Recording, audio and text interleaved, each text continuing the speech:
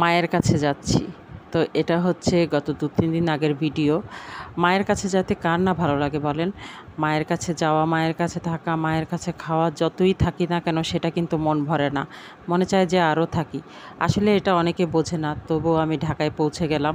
এসব ভাবতে, ভাবতে আসলে জার্নিটা আমার ভাবতে, ভাবতেই যায় কখন যাব মায়ের কাছে। মার কিছু থাকুক বা না থাকুক তবুও তো মা। সেই স্থানটার মতো শান্তি পৃথিবীর কোথাও আর নেই। তো আমি ঢাকায় চলে আসছি। এখনও গাড়িতেই আছি বা বাসেই আছি। আমি এখনও পৌঁছাই নাই। আসসালামু আলাইকুম। বিডি সাবরিন ব্লগে সবাইকে স্বাগতম। আশা করি সবাই ভালো আছেন। আলহামদুলিল্লাহ আমিও ভালো আছি। তো আজকের ব্লগটি আমার মায়ের বাসায় যাওয়া নিয়ে।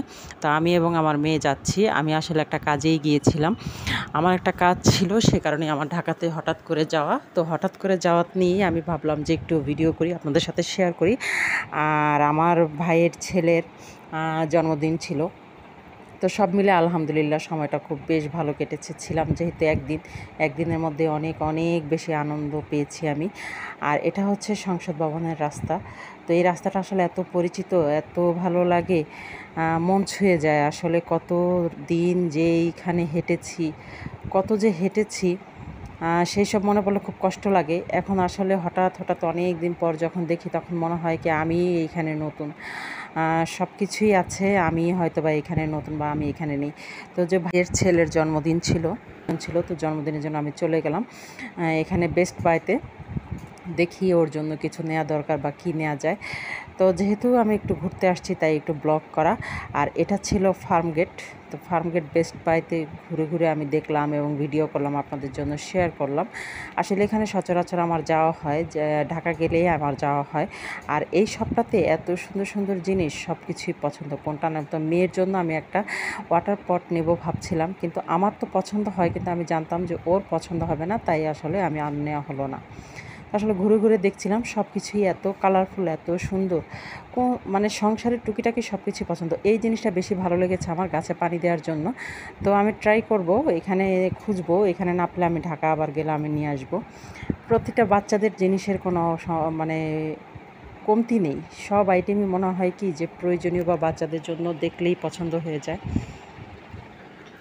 আসলে একটা সময় ছিল, আমার মেয়ে যখন ছোট ছিল তখন এইসব জিনিস আসলে চোখে পড়েও পড়ে নাই কেন জানি না, হয়তো বা নেয়ার মতো সময় সুযোগ কোনোটা আমার ছিল না।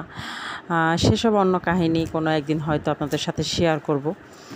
আর এখানেও এত খেলনা দেখে মনে পড়ে যায় আমার মেয়ের ছোটোবেলা। তো আমি আমার ভাইয়ের ছেলের জন্য এই জিনিসটা নিয়েছি। এখন আমি বাসায় নিয়ে এসেছি, এটা আনবক্সিং করছি।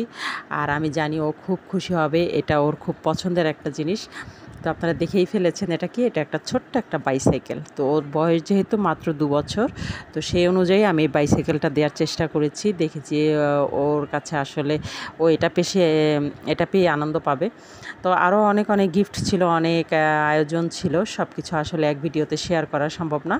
আমি ইনশাআল্লাহ চেষ্টা করব বাকি যে অনুষ্ঠানের সব কিছু আমি শেয়ার করার জন্য। তো অনেক আনন্দ করেছি। আমার একটাই ভাই আর ভাইয়ের একমাত্র একটা ছেলে।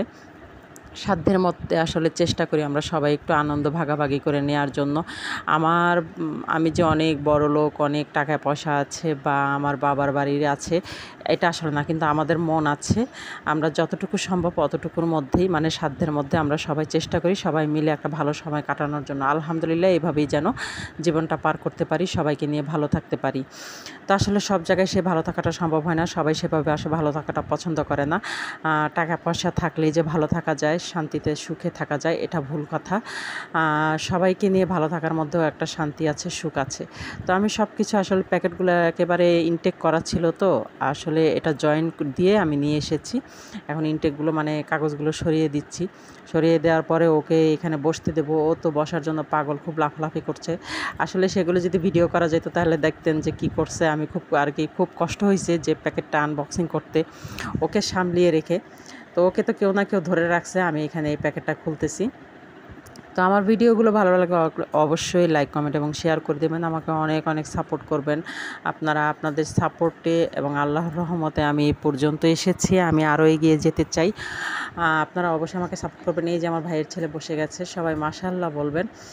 আলহামদুলিল্লাহ, ওর খুশিতেই আমি খুশি, ও খুশি হয়েছে এটা পেয়ে, সেটাই আমি খুশি। আর এখানে এই যে বাহিরে ও খুব আনন্দ করছে, বসেছে। অবশ্য এখনও চালানোটা ও শিখেনি আর কি, প্যাডেল যে ও ঘোরাতে হয় সেই জিনিসটাই ও বোঝেনি। তো ভালো থাকবেন সবাই, নতুন কোনো ভিডিও নিয়ে খুব শীঘ্রই চলে আসবো ইনশাআল্লাহ। আমার ভিডিওগুলো কেমন লাগে অবশ্যই কমেন্টে জানাবেন। বেশি ভালো লেগে থাকলে আমার চ্যানেলটি ঘুরে থাকবেন, সাবস্ক্রাইব করে সাপোর্ট করবেন, বন্ধুদের সাথে শেয়ার করে দিবেন। আল্লাহ হাফেজ।